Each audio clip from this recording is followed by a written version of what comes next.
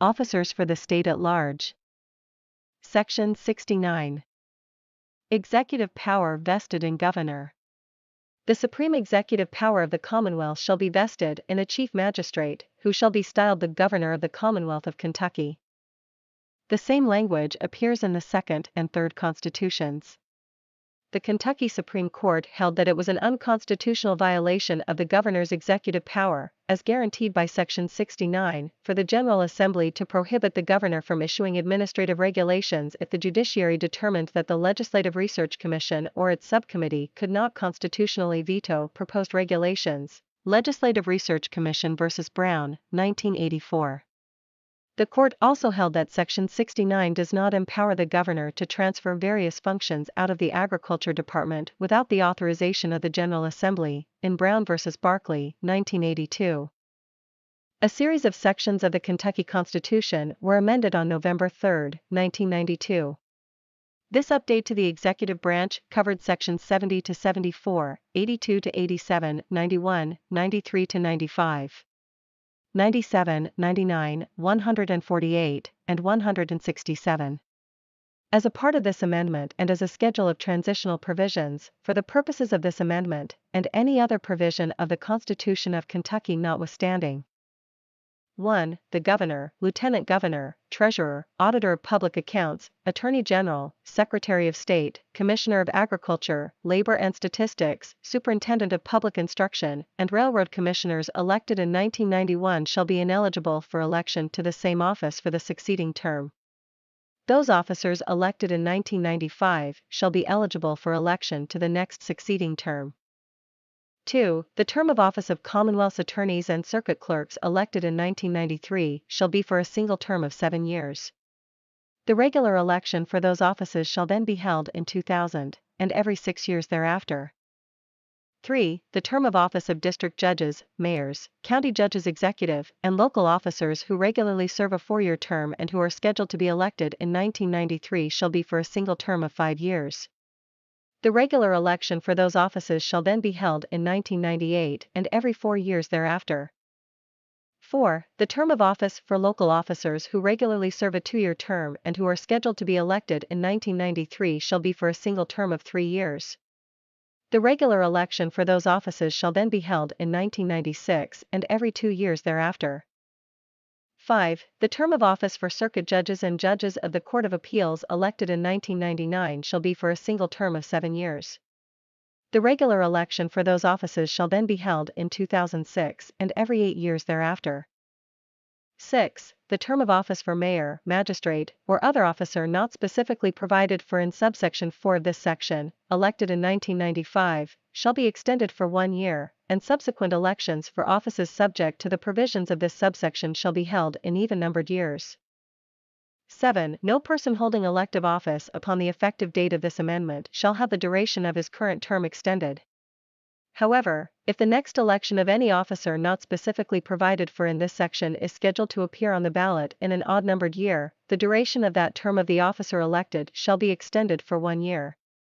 The election for any office subject to the provisions of this subsection shall subsequently be held in even-numbered years. Section 70. Election of Governor and Lieutenant Governor, term, tie vote. The Governor and Lieutenant Governor shall be elected for the term of 4 years by the qualified voters of the state. They shall be elected jointly by the casting by each voter of a single vote applicable to both offices, as shall be provided by law. The slate of candidates having the highest number of votes cast jointly for them for Governor and Lieutenant Governor shall be elected, but if 2 or more slates of candidates shall be equal and highest in votes, the election shall be determined by lot in such manner as the General Assembly may direct. Section 71. Gubernatorial succession. The governor shall be ineligible for the succeeding 4 years after the expiration of any second consecutive term for which he shall have been elected. Section 72. Qualifications of Governor and Lieutenant Governor, duties of Lieutenant Governor. The Governor and Lieutenant Governor shall be at least 30 years of age and have been citizens and residents of Kentucky for at least 6 years next preceding their election. The duties of the Lieutenant Governor shall be prescribed by law, and he shall have such other duties as delegated by the Governor. Section 73. When terms of governor and lieutenant governor begin, the governor and the lieutenant governor shall commence the execution of the duties of their offices on the 5th Tuesday succeeding their election, and shall continue in the execution thereof until a successor shall have qualified. Section 74. Compensation of governor and lieutenant governor. The governor and lieutenant governor shall at stated times receive for the performance of the duties of their respective offices compensation to be fixed by law. As a part of an omnibus reform of the executive branch, voters approved an amendment of these sections in 1992. During the period of the first Constitution, 1792 to 1800, voters elected electors who chose the governor, and there was no lieutenant governor. From 1800 to 1995, as provided in the Second, Third, and Fourth Constitutions, voters voted for a governor, who could not succeed himself, and separately for a lieutenant governor, who could succeed himself under the Second and Third Constitutions, but not under the Fourth. The amended sections, which went into effect in 1995, provided that the governor and lieutenant governor would be elected jointly, they could serve 2 consecutive terms, and the duties of the lieutenant governor would be prescribed by law. The amendment did not change the provisions about qualifications and compensation as originally contained in the current Constitution. These amended sections have not been adjudicated. In an opinion issued in 1983, the Attorney General interpreted Section 72, which contained essentially the same requirements as the amended section, to require a candidate for governor to have continually resided in the state for 6 years immediately preceding the election. Section 75. Governor is Commander-in-Chief of Army, Navy, and Militia. He shall be Commander-in-Chief of the Army and Navy of this Commonwealth, and of the militia thereof, except when they shall be called into the service of the United States, but he shall not command personally in the field, unless advised so to do by a resolution of the General Assembly. A similar provision without the final clause can be found in the First Constitution, and identical provisions appear in the Second and Third Constitutions. From time to time, governors have found it necessary to call out the militia to put down disorders such as those caused by feuds in the 19th century and labor unrest in the 20th century. The Kentucky Court of Appeals has ruled that the governor, as commander-in-chief, may order the militia into active service and direct its operations without a request from any civil officer of the city, town, or county, and without placing the troops under the orders of the civil authorities of the territory to which they are sent, from Franks v. Smith, 1911. Section 76. Power of Governor to fill vacancies.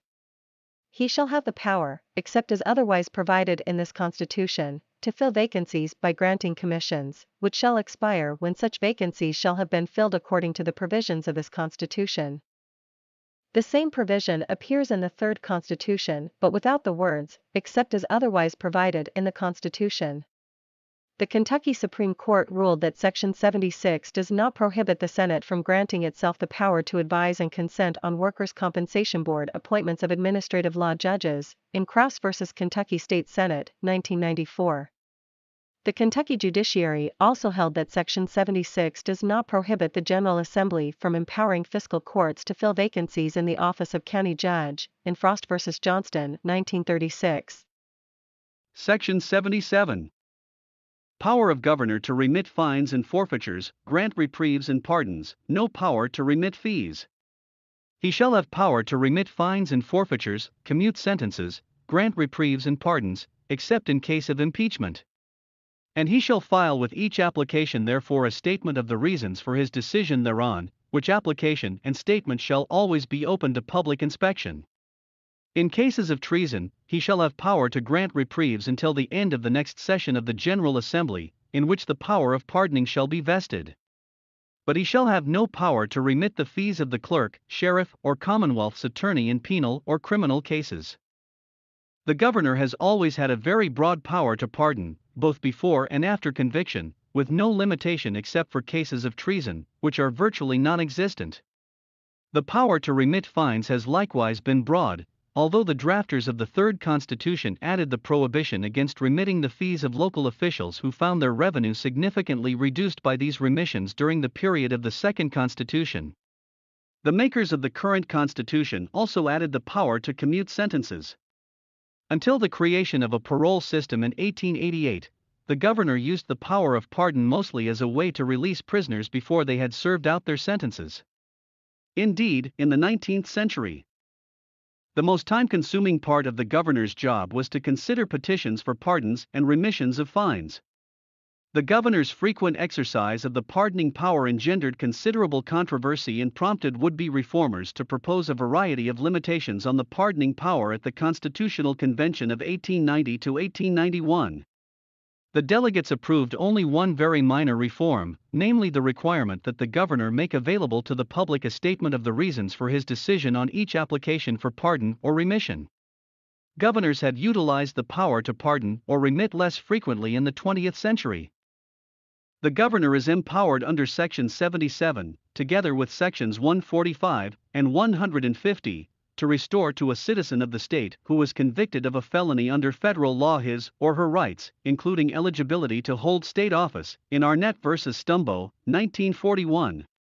Despite the broad power to pardon conferred by Section 77, a court of equity has the authority to annul a pardon by the governor if it was obtained by fraud, in Atkins v. Commonwealth, 1929.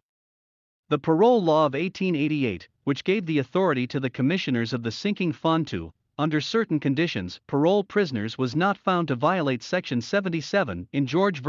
Lillard, 1899. The courts have also held that a governor's pardon under Section 77 does not relieve its recipient of the obligation to pay damages for contempt of court.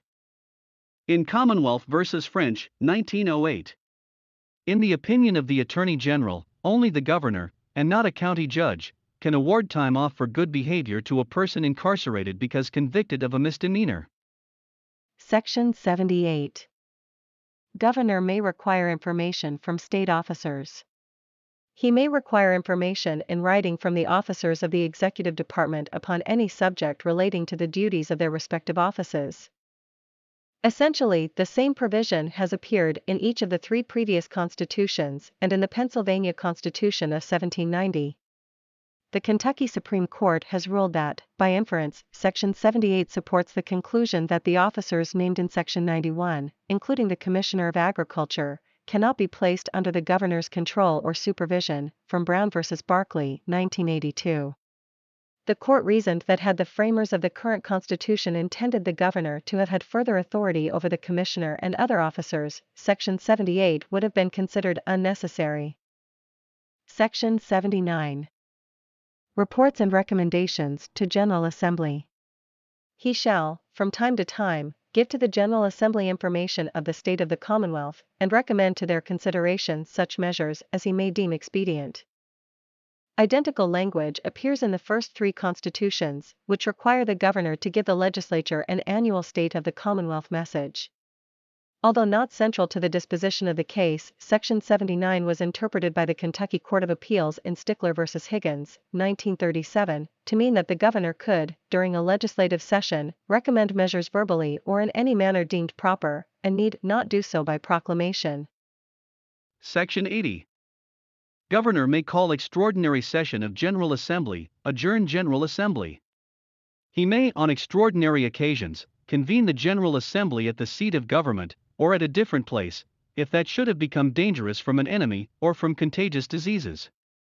In case of disagreement between the two houses with respect to the time of adjournment, he may adjourn them to such time as he shall think proper, not exceeding 4 months. When he shall convene the General Assembly, it shall be by proclamation, stating the subjects to be considered, and no other shall be considered. The first two sentences appeared in the second and third constitutions. The framers of the current Constitution added the final sentence because, during the period of the third Constitution, the General Assembly had introduced into special sessions business not germane to its purpose as defined by the governor, and thus significantly extended legislators' tenure and expense. To prevent future abuse, the delegates required the governor to set the agenda of special sessions, and forbade the legislators from considering objects not on the agenda. The Kentucky Court of Appeals has held that a governor may add, by proclamation, subjects to the agenda for a special sessions after the initial call has been made, in Stickler v. Higgins, 1937, but may not revoke a call once it has been issued, in Royster v. Brock, 1935. Nor can a governor adjourn the General Assembly if there is no disagreement between the houses as to the time of adjournment, from Taylor v. Beckham, 1900. A statute passed by the General Assembly that is not within the purview of the special session is unconstitutional, in Richmond v. Lay, 1935. Section 81. Governor to enforce laws. He shall take care that the laws be faithfully executed. The identical language appears in the previous three constitutions and in the Pennsylvania Constitution of 1790. A statute providing that if the Legislative Research Commission or its subcommittees cannot constitutionally veto regulations issued by the governor, then the governor cannot issue any more regulations, was held to violate Section 81, which requires the governor to faithfully execute the law of the Commonwealth, from Legislative Research Commission v. Brown, 1984. Section 82. Succession of Lieutenant Governor. The Lieutenant Governor shall be ineligible to the office of Lieutenant Governor for the succeeding 4 years after the expiration of any second consecutive term for which he shall have been elected. As a part of an omnibus reform of the executive branch, in 1992 the voters ratified an amendment to this section that empowered the Lieutenant Governor to serve 2 consecutive terms. Under the current Constitution as originally implemented, the Lieutenant Governor could not succeed him or herself. No cases concerning the section as amended have been published. Section 83. This section was repealed in 1992. The original provisions of this section made the Lieutenant Governor the President of the Senate.